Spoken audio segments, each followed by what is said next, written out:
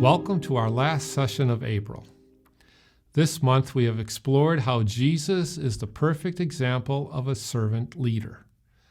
His entire ministry was based on doing his Father's will, which was to serve others.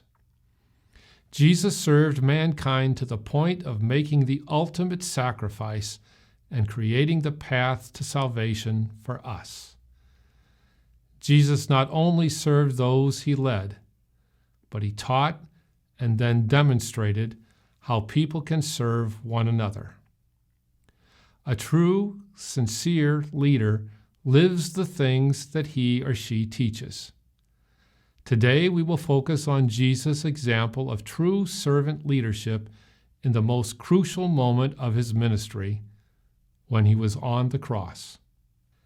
As Jesus and the two malefactors hung on the cross, he called out to his Father, "Father, forgive them, for they do not know what they do." Though it is difficult for us to imagine doing the same, Jesus pleaded with his Father to forgive the very people that were torturing and mocking him. Jesus taught the importance of having a forgiving nature, but also knew how difficult it would be for man to develop it. However, he understood that this demonstration of forgiveness would emphasize his teaching to the disciples given shortly before his crucifixion. A few days prior to that, Jesus had said to his disciples, "And when you stand praying, if you have anything against anyone, forgive him, that your Father in heaven may also forgive you your trespasses. But if you do not forgive, neither will your Father in heaven forgive your trespasses."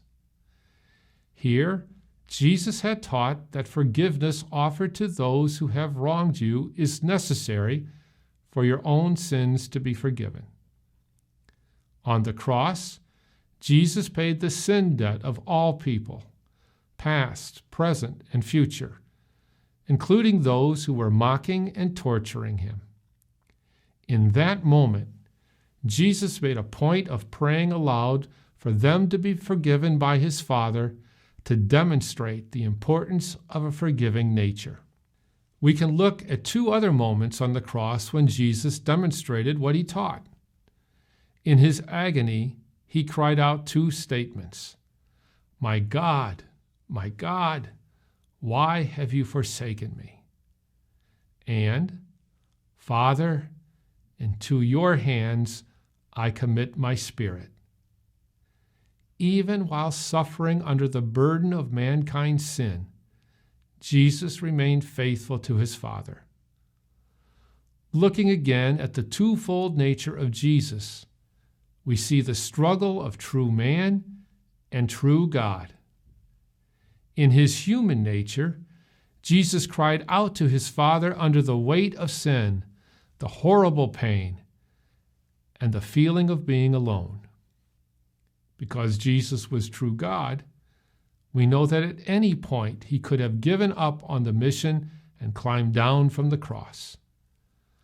But as the perfect servant leader, Jesus' desire to fulfill his mission and his Father's will was greater than his human nature. For Jesus, no matter what pain he had to suffer, he was willing to give himself over completely to his Father. And he did it out of love. He didn't curse his Father as he bore mankind's sin. Instead, he used the endearing terms Father and my God. Even in pain, Jesus had faith in his relationship with his Father. We can learn from the necessity and power that faith and trust and God have in one's life. When we put our faith in the right place, not in earthly things, but in our God, we can accomplish many great things that will further his work. In his final words on the cross, Jesus taught another lesson in servant leadership: the importance of fulfilling what you are called to do. His last words on the cross were, "It is finished," meaning he had completed the mission his Father had sent him to do, despite all obstacles. Just days earlier, Jesus had reminded his disciples of the value of enduring to the end, for he knew the hard times they would encounter.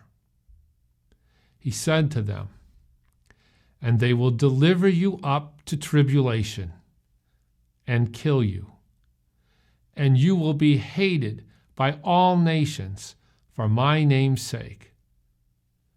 But he who endures to the end shall be saved." Even on the cross, Jesus was the perfect servant leader. He served the needs of everyone around him and taught by his example. Through offering forgiveness and grace, he served those that crucified him and the malefactor beside him.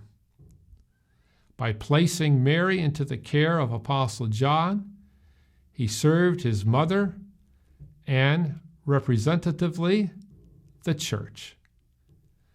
Christ's teaching through example had an immediate effect on the Roman centurion who had witnessed the events on the cross.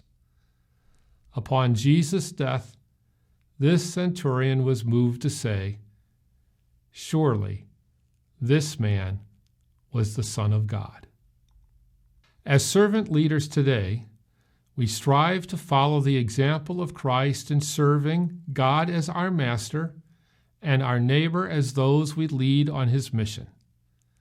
To effectively do this, we must be sincere and credible.